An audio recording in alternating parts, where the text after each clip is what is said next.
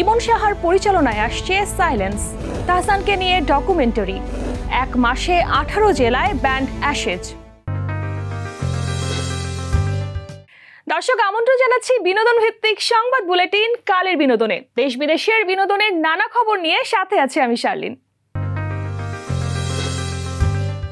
গ্রামের বাউল ঘরের এক মেয়ের সঙ্গীত যাত্রা নিয়ে নির্মিত সাইলেন্স আ মিউজিক্যাল জার্নি, এটি নির্মাণ করেছেন সুরকার ও সঙ্গীত পরিচালক ইমন সাহা। মঙ্গলবার সাংবাদিকদের সঙ্গে এক আলাপচারিতায় উঠে আসে এই সিনেমা নিয়ে নানা গল্প। বিস্তারিত থাকছে শ্রেয়া রায়ের রিপোর্টে। সুরকার ও সঙ্গীত পরিচালক ইমন সাহা এবার পরিচালকের আসনে। আসছে শুক্রবার মুক্তি পেতে যাচ্ছে তার নির্মিত musical film silence musical journey.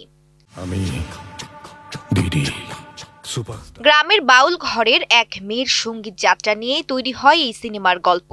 গানের জন্য গ্রাম থেকে শহরে আসা সেই মেয়েটির জীবনের নানা সংগ্রামের গল্প ফুটে উঠেছে এই সিনেমায়, এমনটাই জানান সুরকার ও সঙ্গীত পরিচালক ইমন সাহা।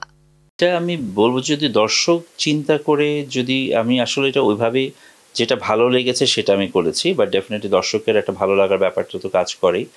একদমই এটা পারিবারিক ছবি। শুধু তাই নয়, পরিচালক জানান সব ধরনের দর্শকদের কথা মাথায় রেখে নির্মিত হয়েছে সিনেমার গল্প, আর মুক্তি দেওয়া হবে দেশ ও বিদেশের বিভিন্ন প্রেক্ষাগৃহে। শুধু ফোক না, এটাতে ফোকও আছে, মডার্নও আছে, আবার একদম রক স্টাইলেরও আছে, যেহেতু একটা জার্নির মধ্যে দিয়ে যায় জিনিসটা। সো ফোকটা তো একদম আমাদের বেস, হ্যাঁ, আমাদের শেকড়, আমাদের এটাকে আমরা কোনো সময় ইগনোর করতে পারবো না। সো সেই জিনিসটা থেকেই আমার গল্পের প্রয়োজনেই ফোকটা আসে এই ছবিতে আর কি। এই মিউজিক্যাল জার্নির প্রধান চরিত্র নীলাঞ্জনা নীলা তার মতে সিনেমায় কাজ করতে গিয়ে খুঁজে পেয়েছেন নিজেকে। সাইলেন্সের জার্নিটা হচ্ছে কি আমার কাছে খুবই পার্সোনাল। আমি এই ক্যারেক্টারটা করতে করতে অনেকটা সময় নিজেকে খুঁজে পেয়েছি। আমার মনে হয়েছে যে ভাইয়া বলছে যে একটা মিউজিক্যাল জার্নি, আমার কাছে অনেক বেশি একটা স্পিরিচুয়াল জার্নি ফিল হয় এই মুভিটাকে। যে একটা মানুষের ইনোসেন্সটা থাকা, আবার খুঁজে পাওয়া নিজেকে, আবার হারিয়ে ফেলা, এরকম একটা জার্নি দিয়ে আমরা সবসময় যেতে থাকি। স্পেশালি যারা নাকি আমরা আর্টের সাথে থাকি, কখনো নিজেকে খুঁজে পাই, কখনো হারিয়ে ফেলি কাজের অনেক রকমের প্রেশারের মধ্যে। তো অন্যরকম একটা জার্নি ছিল। 7 নভেম্বর মুক্তি পেতে যাওয়া এই সিনেমায় আরও অভিনয় করেছেন সাইমন সাদিক, ইফতেখার দিনার, আজাদ আবুল কালাম সহ আরও অনেকে। শ্রেয়া রায়, কালের কণ্ঠ। মাসখানেক আগে গান ছাড়ার ঘোষণা দিয়েছেন সঙ্গীত শিল্পী তাহসান খান। এর আগে দিয়েছেন অভিনয় ছাড়ার ঘোষণা, আর এবার জানা গেল বঙ্গের সঙ্গে নতুন কাজের খবর। মঙ্গলবার ঢাকার একটি 5 তারকা হোটেলে সংবাদ সম্মেলনে এমনটাই জানান Tahsan. Game show family feud Bangladesh আনুষ্ঠানিকভাবে ফিরে আসছে সিজন 2 নিয়ে। এবারে সিজনেও উপস্থাপনা করবেন সঙ্গীত শিল্পী ও অভিনেতা তাহসান খান। ডিসেম্বরে শুরু হচ্ছে সিজন 2 এর শুটিং। নতুন সিজনে থাকবে আরো বেশি হাসি, মজা আর জমজমাট পারিবারিক আনন্দ। প্রতিযোগীরা বাংলাদেশের এই প্রিয় গেম শোতে জিততে এবং সেরা হতে লড়বে। পাশাপাশি তিনি জানালেন বঙ্গের সঙ্গে একটি ডকুমেন্টারির কাজ করতে যাচ্ছেন তাহসান। 1 মাসে টানা 18 জেলায় কনসার্টের রেকর্ড করতে যাচ্ছেন ব্যান্ড অ্যাশেজ। 23 অক্টোবর গোপালগঞ্জ থেকে শুরু হয়েছে অ্যাশেজের এই যাত্রা। এরপর যথাক্রমে রংপুর, সৈয়দপুর, দিনাজপুর, গাইবান্ধা, পাবনা ও রাজশাহীতে কনসার্ট করবেন এই ব্যান্ড দলটি। এদিকে জুলাই মাসেই কানাডায় মিউজিক ট্যুর সেরে এসেছে অ্যাশেজ। দেশটির 5টি শহরে কনসার্ট করেছে ব্যান্ডটি।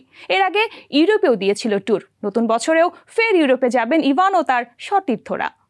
দর্শক, এই মুহূর্তে নিয়ে নিচ্ছি ছোট্ট একটি বিরতি। ফিরে এসে জানবো বাগদানের আংটি দেখালেন রশ্মিকা, প্রেমিককে প্রকাশ্যে আনলেন জেনিফার।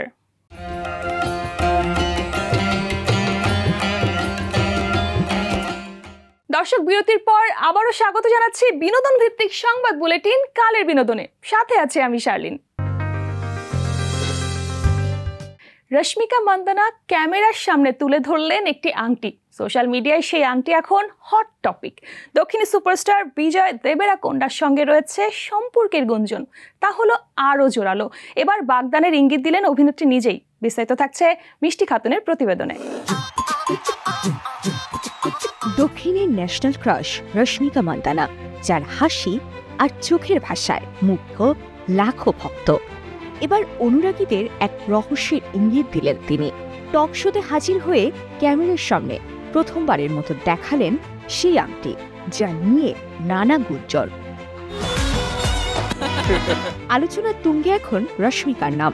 দীর্ঘদিন ধরেই দক্ষিণী সুপারস্টার বিজয় দেবরাকন্ডের সঙ্গে অভিনেত্রীর সম্পর্কের গুঞ্জন। সিনেমার সেট থেকে রেস্টুরেন্ট, এমনকি ছুটির ভ্রমণেও একসঙ্গে দেখা গেছে দুজনকে। এবার যেন নিজের অজান্তেই অনেক কিছু জানিয়ে দিলেন রশ্মিকা। তার নতুন সিনেমা গার্লফ্রেন্ডের প্রচারে সম্প্রতি উপস্থিত হন অভিনেতা ও সঞ্চালক জগপতি বাবু টক শোতে। সেখানেই আলোচনার ফাঁকে হঠাৎ ক্যামেরার সামনে তুলে ধরেন হাতের আংটি। শুধু তাই নয়, সঞ্চালকের মুখে বিজয়ের নাম শুনেই হেসে ওঠেন তিনি। সেই হাসি এখন ভাইরাল নেট দুনিয়ায়। কেউ লিখেছেন রশ্মিকার চোখে আজ শুধু বিজয়, আবার কেউ বলছেন অফিসিয়াল ঘোষণা না হলেও প্রেমের সিগন্যালটা একেবারেই স্পষ্ট। রশ্মিকার হাসি, বিজয়ের নীরবতা, দুই যেন এক গল্পের সূচনা। সেই গল্পের নাম প্রেম, আর আংটি যেন ভালোবাসার প্রতীক। ভক্তদের চোখে তারা রিয়েল লাইফ ড্রিম কাপল। দক্ষিণের এই গোল্ডেন পেয়ারের পরের অধ্যায়ের অপেক্ষায় লাখো ভক্ত। হলিউডের ঝলমলে দুনিয়ার জনপ্রিয় মুখ জেনিফার অ্যানিস্টন অভিনয়, হাসি আর ব্যক্তিত্বে জয় করেছেন কোটি দর্শকের মন। তবে এবার অভিনয় বা হাসি নয়, খবরের শিরোনামে ব্যক্তিগত প্রসঙ্গে। বিস্তারিত মিষ্টি খাতুনের আরও একটি প্রতিবেদনে।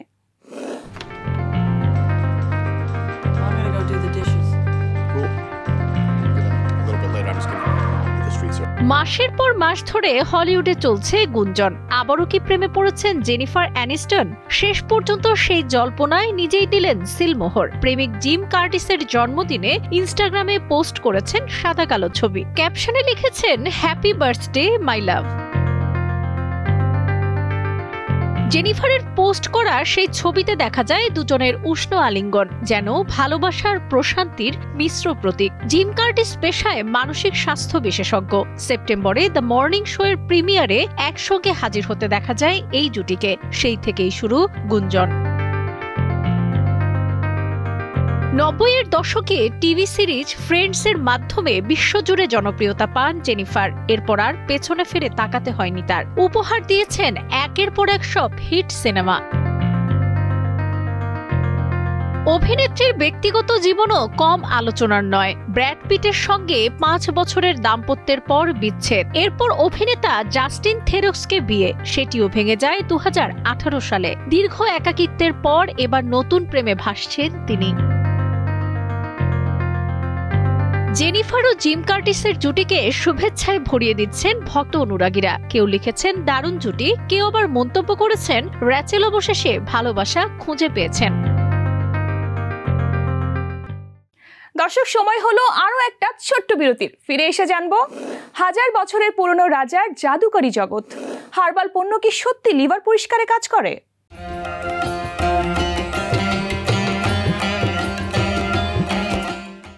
দর্শক, বিরতির পর আবারও স্বাগত বিনোদন ভিত্তিক সংবাদ বুলেটিন কালের বিনোদনে। সাথে আছি আমি শার্লিন।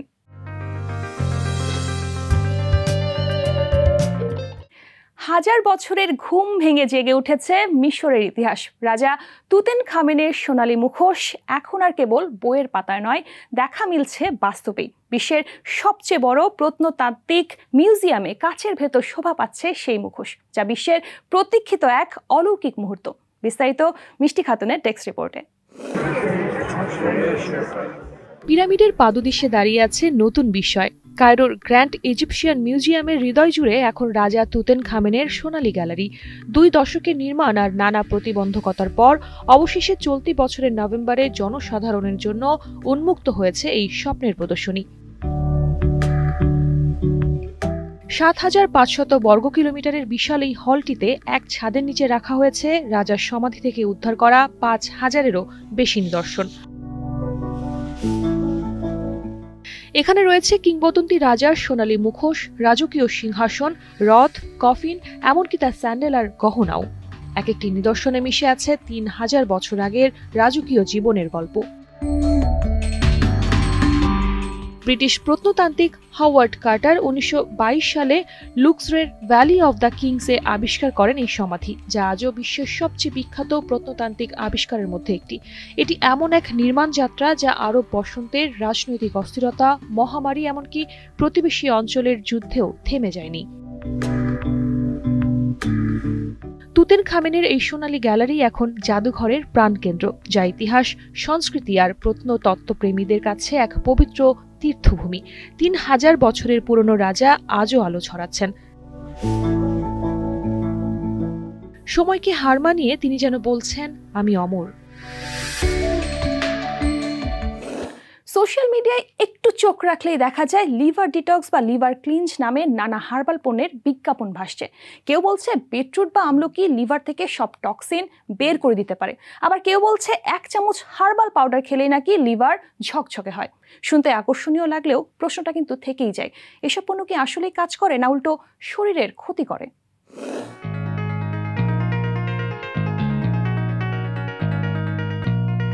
লিভার ডিটক্স বা পরিষ্কার করার নামে বাজারে পাওয়া যায় নানা রকম হার্বাল পণ্য। সোশ্যাল মিডিয়ায় ঢুকলেই বিটরুট, আমলকি, হলুদ বা মিল্ক থিসেল মেশানো সাপ্লিমেন্টের বিজ্ঞাপন চোখে পড়ে। সবাই দাবি করছে এগুলো নাকি লিভারকে একেবারে ঝকঝকে করে দেবে। কিন্তু সত্যটা একটু ভিন্ন। কিছু প্রাকৃতিক উপাদান যেমন হলুদ, আমলকি বা বিট শরীরের জন্য উপকারী বটে, তবে সব হার্বাল পণ্যের কার্যকারিতা বৈজ্ঞানিকভাবে প্রমাণিত নয়। অনেক সময় ভুলভাবে বা অতিরিক্ত খেলে এগুলো উল্টো লিভারের ক্ষতি করতে পারে। গবেষণায় দেখা গেছে মিল্ক থিসেল বা ড্যান্ডেলিয়ন কিছু নির্দিষ্ট লিভারের সমস্যায় সহায়তা করতে পারে, কিন্তু এগুলো লিভার পরিষ্কার করে এমন কোনো প্রমাণ নেই।